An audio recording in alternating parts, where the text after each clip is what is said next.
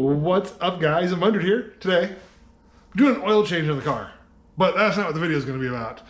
At the same time, because in order to do the thing I'm going to do, I have to be under the car, take off all the stuff I would do for an oil change, kinda, sort of, minus the oil filter. I am going to change my fog light bulbs. So, right there. I'm going to be swapping those out. Got some new LEDs off of Amazon, some yellow ones we're going to be putting in there. They're the H8s, I think, H11s. They're all the same thing, kind of. But there's some yellow ones. I do have some yellow LED lights on my Corvette for the fog lights. I really like the way it looks. Really lights up the road, especially when it's foggy, living in the Midwest, when it rains, snows, melts, blah, blah, blah, whatever, it gets foggy. So we're going to swap those out today. Make a little video showing you how to do that. I'm not making a video on how to do an oil change. If you don't know how to do that, I mean, I could make one for you. Just let me know down below in the comments, and we'll do that. But yeah, it's going to be exciting. You know what does kind of suck, though? It's Iowa. It's winter. It's cold outside.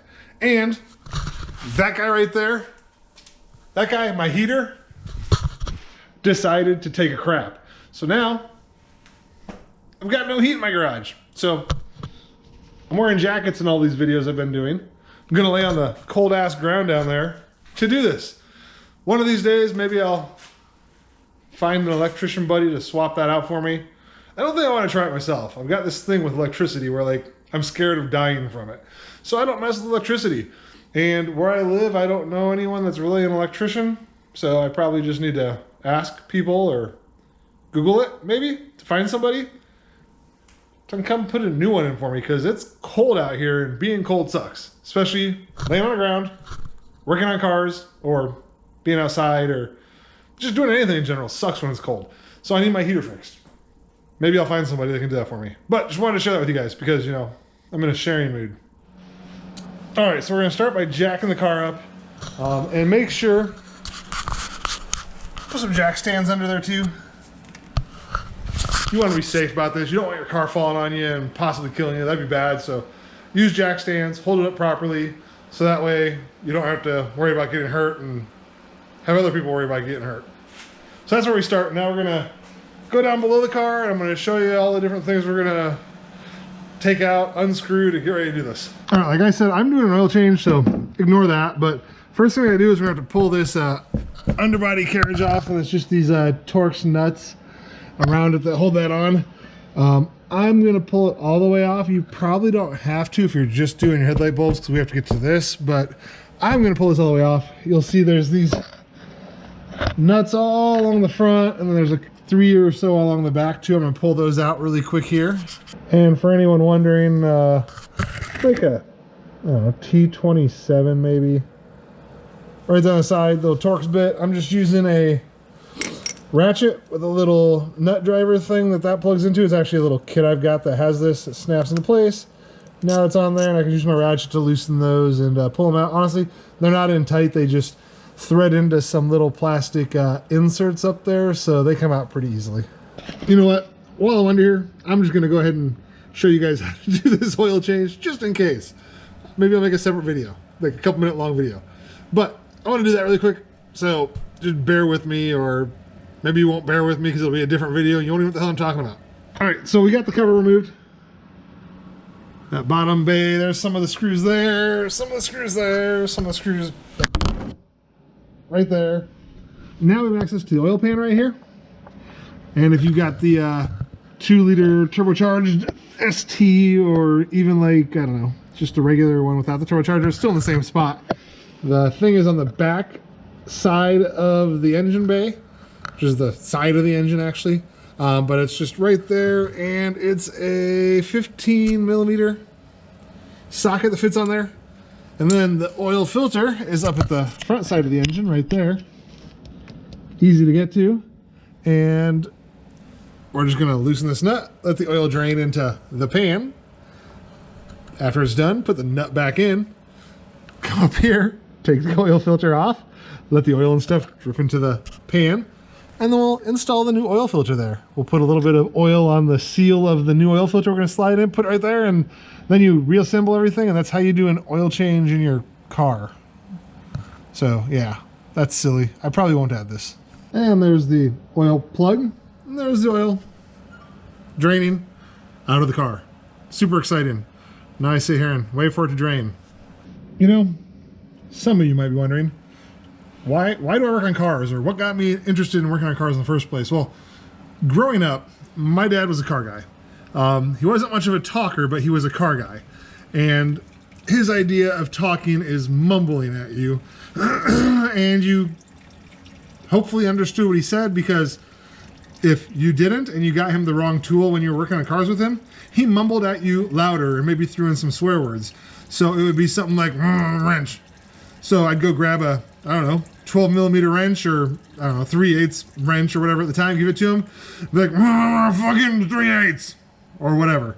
And that's how I would know what item to get him. So I learned really quickly how to look at stuff and kind of have an idea of what size I needed to get, so that way I didn't have to get growled at by my father. I love the guy. He taught me a lot about cars, but that's really what made me want to learn about cars, so I didn't have to deal with that stuff. So whenever we do brake changes, or whenever we do oil changes, transmission filter changes, any of that stuff, I really paid attention. So that way the next time I had to do it, I didn't go, fucking socket. I would just give him what he needed. So that's a little bit of history about Dredd and why he likes working on cars. Maybe not why I like working on cars, but how I got started working on cars. I am going to have another video coming up soon where I'm doing my exhaust. I've already started kind of making the video. I haven't started the work yet. But this process I'm going through, it gives me access to all the things I need. Like, I'm going to be swapping out my rear motor mount, which is right there, with a Whoosh race motor mount, and then my downpipes up in there, and then my exhaust and everything. So be sure to watch for that video. Hopefully in the next, I don't know, few weeks I'll have that done. I'm excited to do that. I can't wait. I got that Roush catback system with a catless downpipe and stuff, so that'll be fun. So be sure to subscribe and hit that little notification thing down below, so that way you get notified when I post that video, because it'll be exciting, I'm sure. All right, so the fog light bulb looks really easy to get to. Honestly, I probably wouldn't have to do much more to get to it. I am gonna remove these 2 bolts right here in front of the passenger side tire. But the bulb is right there. My hand's big, but I could probably get it back there maybe. I said I'm gonna take those out though and just kind of pry this down to give me easier access to it, and show you guys what that looks like here in just a second. The driver's side, when I looked up in there, it looks a little bit more difficult. There's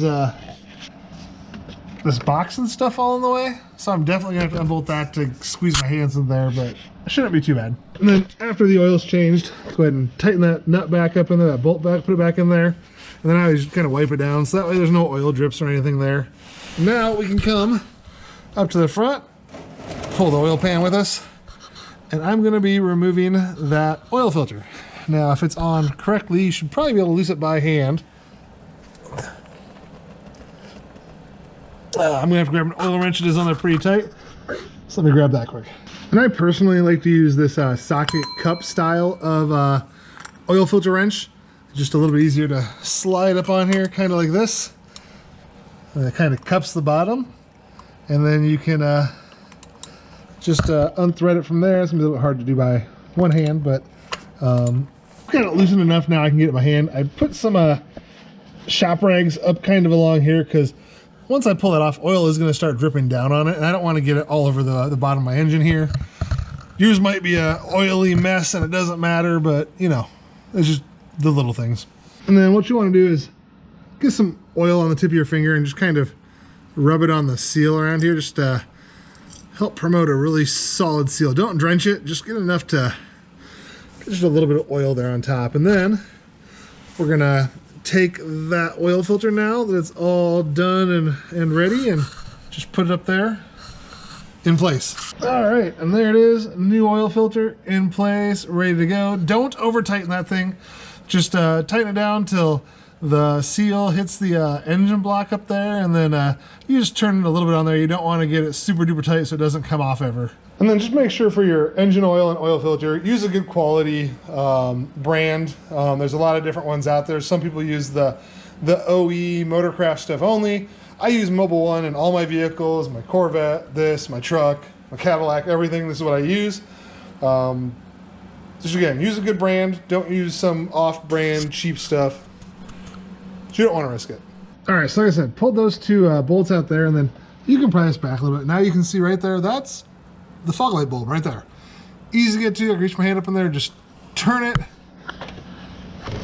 Maybe with one hand so you guys can kind of see here. Nope, I'm gonna do it with one hand, so let me just turn that out, get it out, and show you really quick. And then in order to get the passenger side out, I did have to unclip the pigtail back there first, so that way you could turn the bulb, because the pigtail was hitting a little bracket back there, so it was just kind of in the way. But then here's that bulb out of the car, and now I'll grab the new one and get ready to slide it up in there really quick. And then these are the style of one I've got here. I don't know, Oxido, I guess is the name. Some of these that you'll get will have like a fan on the back with a pigtail that comes off, things like that. These ones here will go straight up in there, lock into place, and just plug and play. Very straightforward on these. And there is that passenger one installed. I said, super simple. It's literally like plug and play. It's just like the old bulb.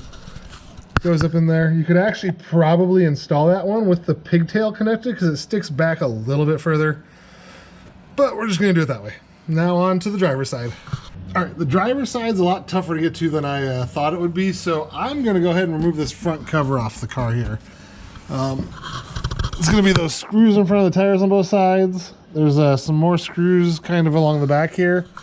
Then there's these body clips here. I'm going to use my body clip tool to disconnect. There's like 1, 2, 3, 4, like 5 of those, and this whole thing will pop off because I cannot get to the back side of that pigtail back there, because like everything's in the way. So I need to get my hand up like right here.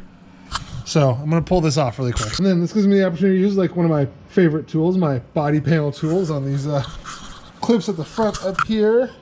You can see there's like a little kind of like groove in this part here. So then you just get it up in there.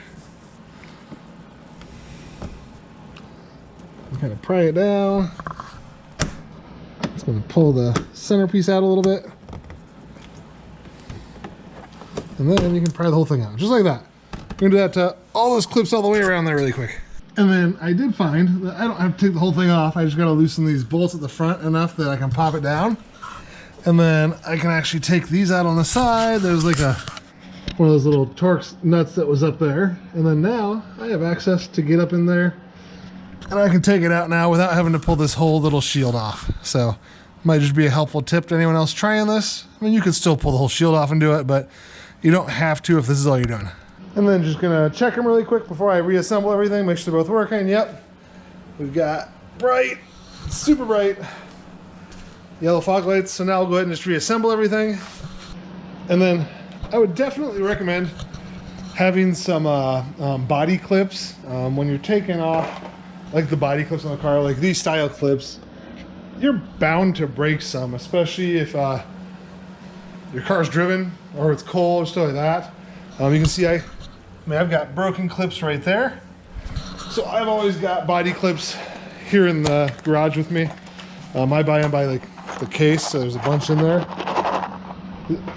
You'll find as you do body work or as you do even interior trim work, you're going to break those clips. So it's always a good idea to have a pack of those handy. These are just a push type retainer. These are actually for a GM, but the same style as what's on the Ford. They're just labeled differently.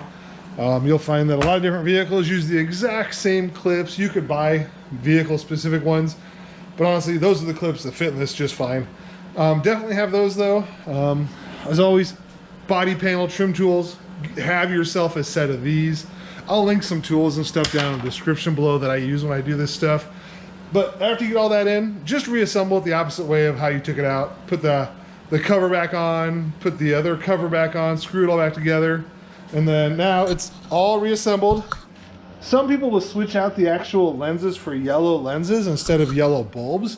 With my color scheme on the car, I didn't want yellow lenses down there, so I just kept the clear lenses with the yellow LED bulbs to give it that glow.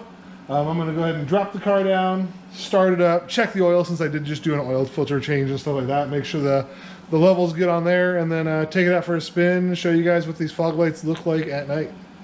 And then I know I talked about the jack stands and stuff. Something else I use whenever I work on vehicles too, even though the car has like parking brakes, is I always use wheel chocks behind the wheels that are on the ground. So if I'm working on the front, put wheel chocks on the back. If I'm working on the back, put wheel chocks in the front. Just another safety feature. I don't want to get hurt working on a vehicle, so I make sure that I use all these safety things. I recommend you do as well, because you don't want to get hurt working on something you love, doing a hobby you love. That's easily avoidable just by using some tools and some safety equipment.